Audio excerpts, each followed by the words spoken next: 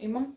Имаме лоши новини. Нашата малка бебка, Гая, се оказа с парво. И сега сме тук на лечение. Първи ден. Тъй, че ваксините май ще ни се разминат за близките колко? Седмица, две? 15 дена. 15 дена, да. Ама като... И така, свършихме за днес с терапията на гайчето. Лежинка си милата.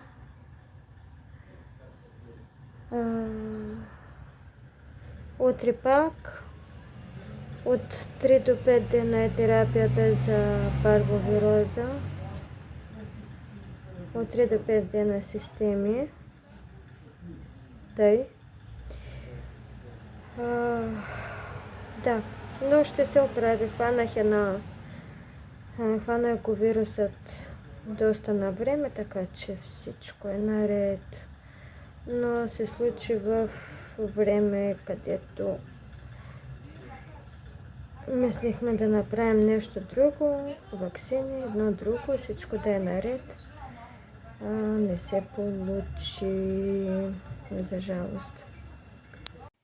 Ето ни и тук, втори ден на лечението, току-що дойдохме и ще започнем с системата за днес.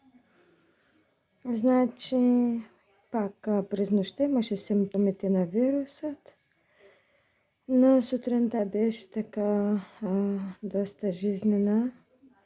Искаше да се излиза от стаята милинката, но пак имаше диария, така че докато не се оправи това нещо и да спре, се продължава лечението. Айде, опашки! Айде вече там, на бокачето и системата. Ох, миленката как се стои, вижте я само. Ама и с очичките я виждам така по-жизненка. По-жизнена, да. Важното е хидратацията.